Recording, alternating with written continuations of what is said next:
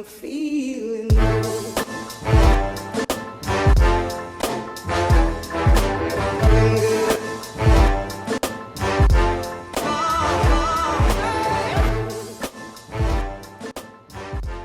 So what we're going to talk about now is how to control your emotions while trading. And this is really, really important because we already know that if you look at sports and all these different things, that your emotions and your psychological state controls 60 or 70% of the performance. So it's huge. You are the only person that can control your own emotions. So if you can master that inside world, then you can become a very, very good trader, because there's a lot of noise and lots of things going on out there, and it'd be easy to get caught up in the emotional highs and lots of different things. But we're going to talk about all that. So I have 5 golden rules to help you trade without emotion. The first one is, and it might seem like sucking eggs, but never trade with what you can't afford to lose. And I'm going to give you 2 really good examples. So you start with £500. Now you don't need this £500. It's just been knocking about in the bank. You see an opportunity that you can make some money. You jump into the coin market. You buy a coin, and all of a sudden it's £100 down. You think, hey, I don't need that money right now. I'm more than prepared to wait and see it go back into growth. I'll leave it there for 6 months. Dead simple. The second scenario, someone has £500, same money, but they are now attached to an outcome because they need that money at the end of the month to pay their rent, but now they're gambling with it. So they put it into the coin market. They buy exactly the same coin and the same thing happens. It goes down by £100.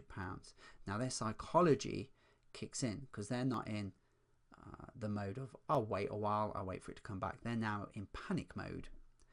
And now they start to trade highly emotive. So they're now, I'm £100 down. What do I do? I'm going to have to sell out and then try and catch the next wave on the next coin. And all of a sudden, you know, they keep catching coins and they're going down. That £500 can easily become £100 over 3 or 4 trades. Same amount of money. Same thing happens to the coin. But the outcome decides how emotional you are. So never trade with what you can't afford. And I've seen some stuff on some forums where people are on about selling their car to buy into ICOs. Now, these ICOs aren't guaranteed. I've seen a couple 20-fold and stuff. Some were pumped and dumped. So one went up to 120 or something, and then went down to about 80 cents, you know, because it was pumped big time, and then it fell out. But, you know, it's the same with all of these things. So the big thing here is just be very, very careful, because you will trade very differently with money that you don't really need and money that you desperately need. So just always keep that as a consideration. Act on your own judgment. So throughout this, you know, you've paid for this course. You've paid for this course for a reason, because you want to learn how to do stuff.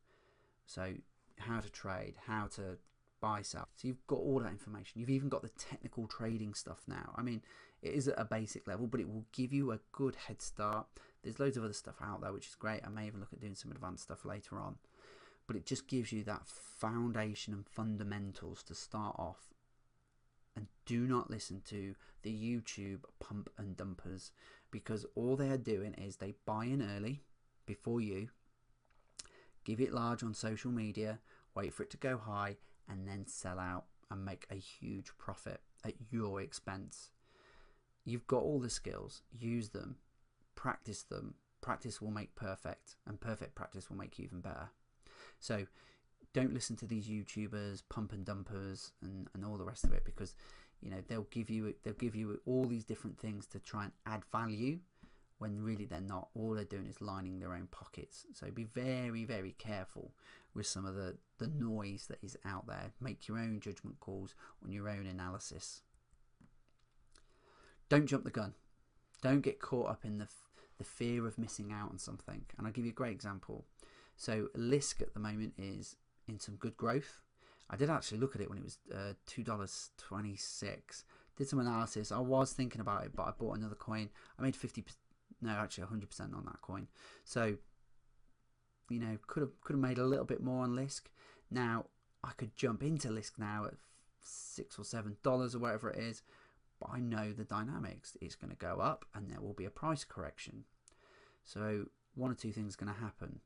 I'm either correct and it goes up and it comes down, and I do my analysis and I get in what I see as a fair market value price, or it will carry on running up. Now, if you've looked at the market, there's probably 3 or 4 that go 100% every single day. Do you know what? If I miss this one coin, there's 850 other coins that I can get on the back of at some point and get some growth out of it. So don't feel like you know some coins go in and you've got to get in. Wait for the right point to get in. You want to get in at the bottom and try and get out at the top.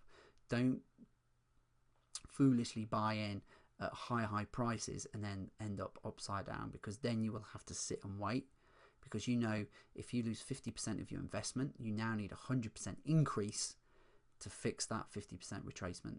So you need to be very, very careful there. Analyze your mistakes and what did you learn. So constantly, as you're new to this, you want to constantly look at what did I do? Was that good? Was that a good move? Positive reinforcement. Was that a bad move? What did I do? How can I fix it for next time? And how can I make it better? And that's how you're going to get really good at becoming a good trader. And over the long period, that practice will just make you better and better and better. And after a big win, take a break. So once you make a huge trade, like when I 44 folded my portfolio with Ethereum, I took 2 weeks off pretty much, stepped away. Never trade when you're hot, because you walk away from that thinking you're God's gift in a sense, a little bit like, wow, you know, I'm really good at this, I can do this, let's get back on it. Why wait? You get back in the market and you make some silly decisions. What you want to do is go back to what I call a state of gratitude. So you do the big trade, you take the big money. I've got a couple coming up quite soon actually, some big trades. Once I've sold, I'll step away, take a couple of days out, get back to my gratitude, feel real grateful for the fact that I've been able to do that, and then go back with the right mindset, because mindset, like we talked, the psychology is key to all of this. So those are my 5 key things. If you liked today's video, please leave a like or a comment. You can follow us on Twitter, Instagram, or check out the new ICO Discount Club website, where you can check out all the new ICOs, great discounts, and also prize giveaways. As always, I hope you got great value out of today's video, and I'll catch you on the next one soon. I'm feeling